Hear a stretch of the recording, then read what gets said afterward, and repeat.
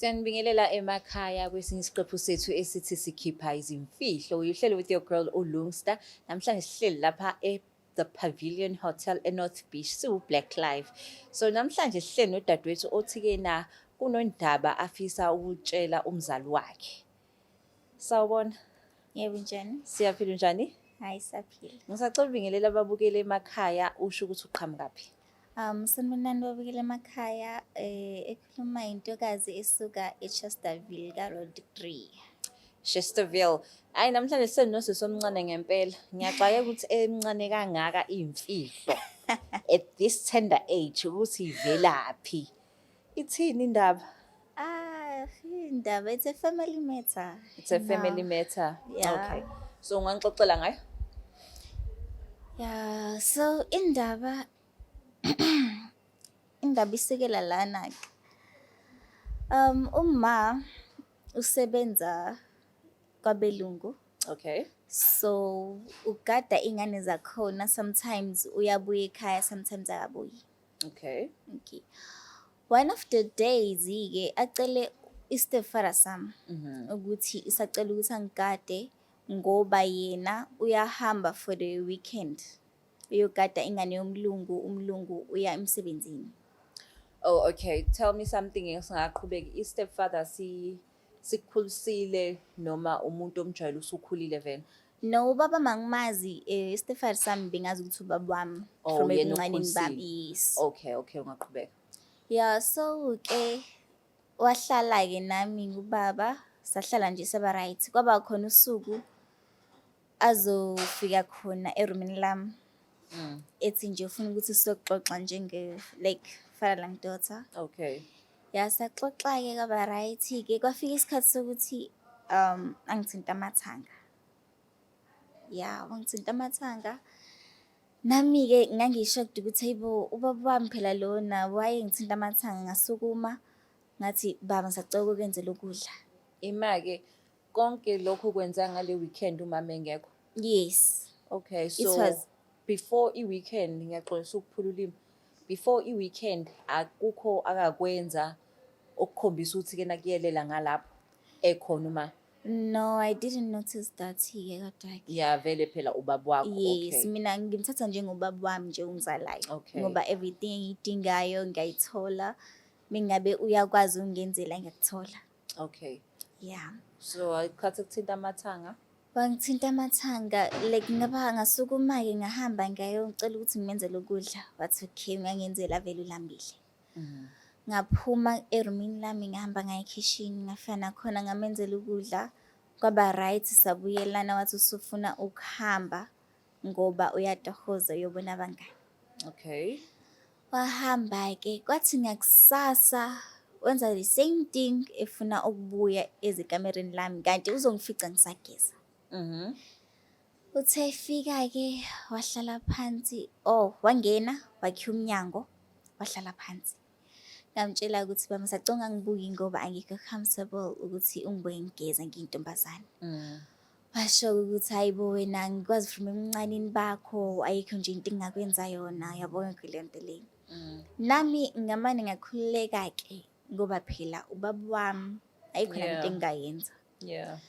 Ngageza kwaba right ngithe ngisabhinca uthawula ke ngambona esengena ngoba angithi umbhede bese kuba khona isofa wangena emngala ngasempedeni. There's a sheet. Yeah. Wangena ke wangiphosa phansi wombhede kwase. Oh wait. So ngoba uthi ke wangena wakuphosa phezulu kombhede usabhinca ithawula uphuma ukuyogeza? Yes. Ngigeza bedroom. Yena use dining room. So ukhiya muphi umnyango kanti? Angithi there's a room.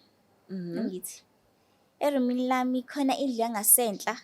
Okay. Khona indlu yangasentla khona indlu nje ongikwazi ukuhlala khona. Bese kuba khona iroom labo yena noma. Okay. Yes. Lapha ngena khona ilapho khona ehlala khona noma but abajwayele ukuhlala khona. Oh, okay. Yes. Now I understand. So manje ngoba ekuphosa embhedeni umlwisile kwenzakalani kuwena kwafikani nje kuwena? No, like wangiphosa ngaba shocked ngahlehlela ngayo i-headboard. Kodwa futhi nakhona ngabe ngibona-ke remove ithawula. Esezenzela. Yeah. Sure. Ngoba ilokho ngathi ngiyazama ukumvimba umuntu bengakhontroleki. Ngathi ngiyazama ukubaleka-ke kwase kwafika isikhathi sokuthi angishaye. Wakushaya. Wangishaya. Mengishaya akaphelalanga ukungishaya kuphela ngoba ungishayile washo ukuthi mengatshela uma uzongibulala. Abulale naye uma. So tell me kulolo suku lolo ngoba phela akabuyi uma. Yes. Wabuya futhi noma wafike wayenza lento ayemanyala wenza wakushiya kanjalo. Wayenza bese wahamba wayendaweni zakhe. Wayendaweni zakhe. Yes, ngoba uthe ebuya wabuye sephuzile nami bese ngivalile endlini ngingasafuni ukuthi angene. Yes. So manje uke wacabanga ukuthi kena uthi ukufonela umama lapha emsebenzini. Anginayo ifoni. Awunayo ifoni? Yes. Phew, okay. Ngoba omakhelwane angeke ngikwazi ukubatshela ngoba sengithembiswe ukuthi ngizobulala. Uzobulawa.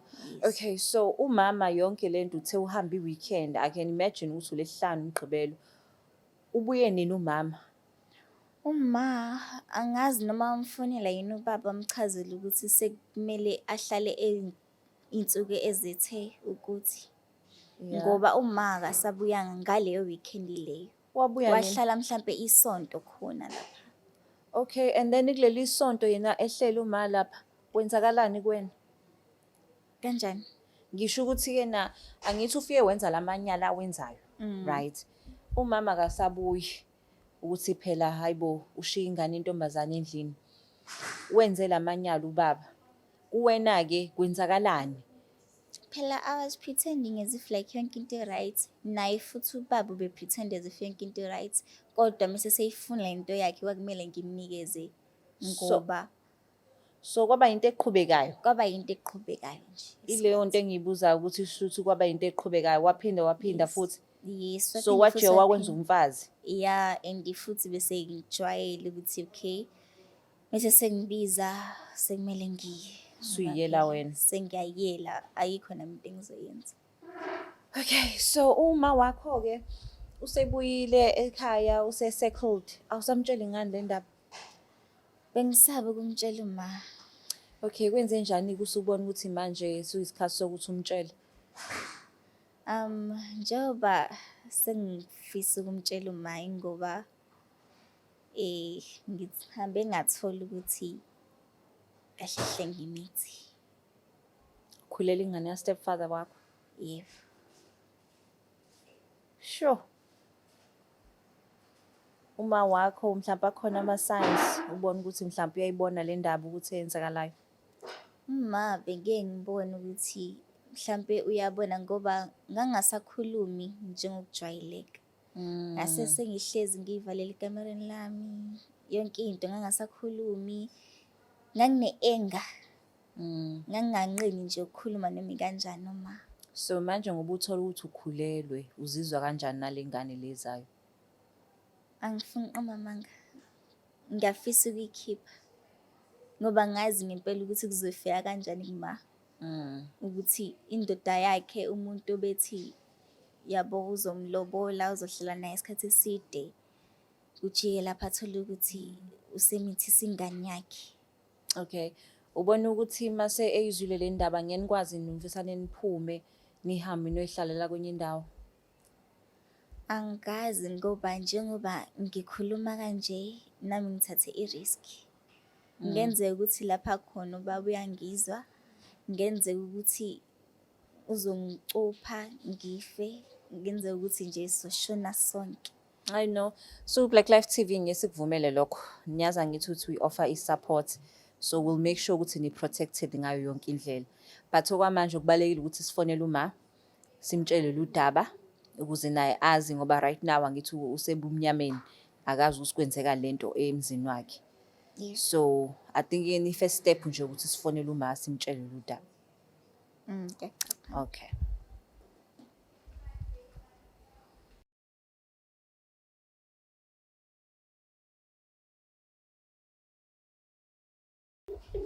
Ake simthinte.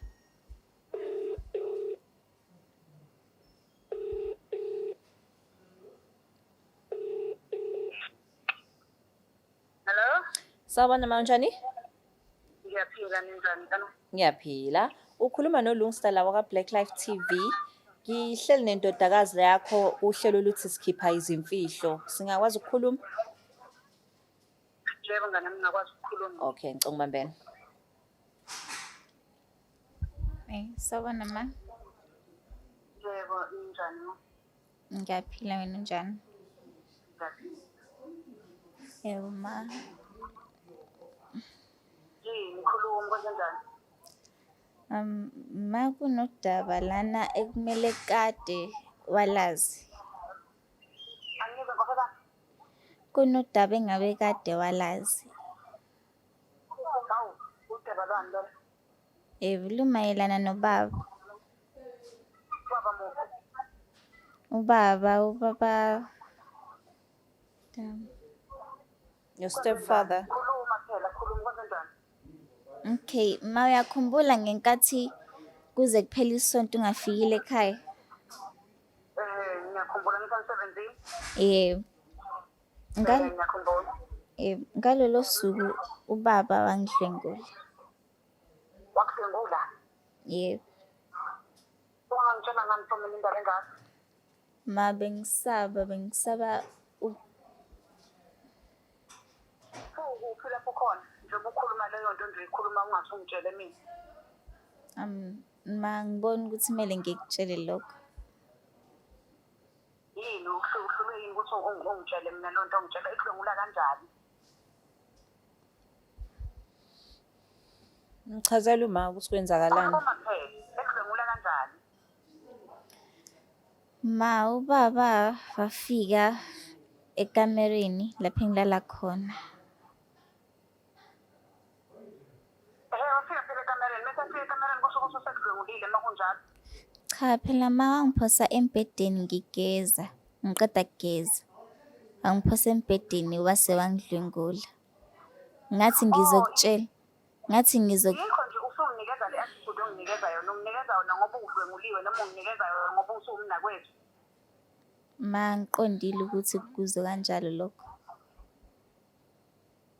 Khuluma phela ushinto okuyiyona yona yenza ukuthi wakudlwengula kanjani.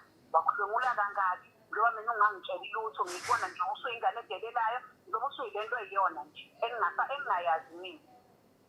Ma senesikhathi siyenza lento le kodwa ngidlwengula kanye. Ngasinami ngajwayelayo ngamvumela ukuthi akwenze. Wagcina sekuyindoda yakho nje. Bese mina sengiyisiphazamiswa kunina manje. Cha ma ngiqondile usho kanjalo.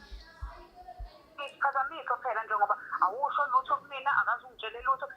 Buka ngaki ngihlala nawe phansi ngikubuza ukuthi unankinga yani ungangitsheli mina njengomzali wakho. Buka ngaki. Cela ukungenelela la. Sawubona ma. Yebo njani? Ngicela ukungenelela, ngiyabona ukuthi-ke na usisi omncane uyahluleka ukuyichaza yonke lento le. Kodwa uchaze kuthini ukuthi-ke na kune-weekend wawuhambile ngayo and ubaba wakhe stepfather wamlokhuza wamphosa embhedeni emthinta namathanga and then waseyamreyipha. Uthi-ke na inkinga engazi kuwena ingoba-ke na wathi-ke uzombulala noba u-2. So yena uzombulala ngempela. Wabona ukuthi nawe uzokubulala. Uyazi-ke ingane uma isatshiswe ngokufa isuyibona umhlaba uphela. Kodwa ngoba eze la namhlanje ingoba kukhona okukhulu afisa ukutshela kona. So lokho ngizoyeka yena akutshele. Ngicela ungibambele. Cela ukhulume naye umama ungasabi. Ma. Yes. Yebo ma. Ebengifisa ukutshela khona. Ebengifisa ukutshela khona ukuthi ngimithi. Hayi. Selelwa amagama. Asephela-ke manje onke ngoba sekungaphezulu. Ufisa ngenze njani wena? Wena mangase kuthiwa ungene ey'cathulweni zami uyimina. Ubungenza njani? Mangabe mina njengengane yakho sengikutshela ukuthi ngimithiswe ubani. Uzokwenza kanjani? Awungene ey'cathulweni zami ngoba le ingaphe kwami. Wathula waze wamitha. Wawungahambi ingane la ukhona njengamanje ngesikhathi esakudlwengula okokuqala. Uyazi ukuthi umise nini? Ngosele umise seyindoda yakho. Uya-understand uma usudlenguliwe? ngicela uphinde umchazele ukuthi udlenguliwe. Hhayi ngoba benithandana. Ma, ubaba wangidlwengula. Angiyezwa mina. Ubaba wangidlwengula. Kwase sengitshela ukuthi uzongibulala mina nawe. Mengase ngimtshela ukuthi wangidlwengula, ngase ngamvumela ukuthi azenzele ngenxa yokuthi mina ngifuna ukuthi mina nawe sithole impilo enhle. Ngoba-ke ngumngani noma kanqwa usayingane kuma kanqwa umtshele lolu daba. Umtshele ukuthi engayivezi indaba. Awusakwenza ingane-ke lokho. Mengimtshela umakanqowa ngithi nawe uzokutshela bese nawe uyalwa nobaba bese yangibulala mina. Number Iplan yakho njengamanje ithini-ke nje waphela awusesabi manje ukuthi ubaba uzokubulala. Ithini-ke iplan ukuthi senze njani? bengifisa Noma mhlawumbe mina vele ekhaya kusale wena nobaba uba senize nazala ingane. cha bengifisa ma ukuthi Uzobasekela ubani nomakhelwane? Ngithi angibasekele ubani? Uma bebuza nje sebebona ukuthi nathi ukhulelwe ngithini mina ngaphela ngithini?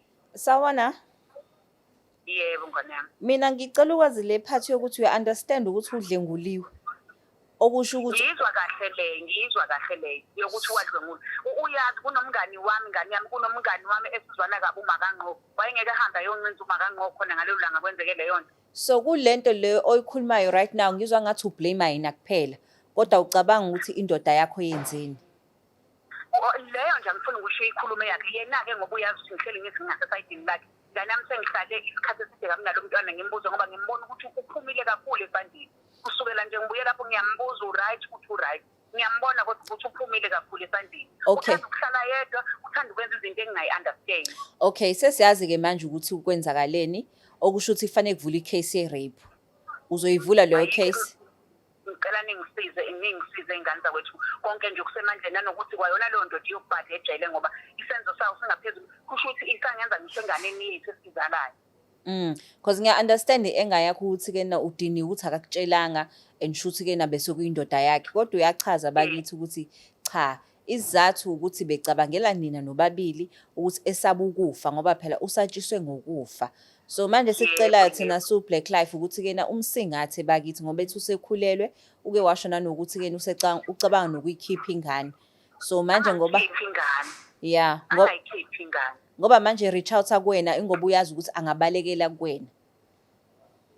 Ngimlahle umntanami isenzo salo baba sibobulwane kakhulu. Sibobulwane kakhulu. Ngi-understand-ke neminyaka yakhe mncane-ke kusho ukuthi wafikelwa yilokho esababona ukuthi uzombulala ngempela. Yes. Kodwa nje ngendlela engihlaleni ngayo naye phansi ngimbuza akazange asho kodwa bengibona mina njengengane yami ukuthi ikhona into engamphathanga kahle. Nami ngihlezi ngibona izinto zenzeka benginakho lokho ukuthi mhlawumbe ikhona into ephathelene nalo baba wakhe angafuni ukungitshela yona. Wagcine nawe usuyicabangela okwakho. Yebo. Okay. Njengoma wakhe ngisacela umuphi uthando bakithi sesizovala le phone. Yebo. Na. Hayi ngizokwenza njalo. Ngiyabonga.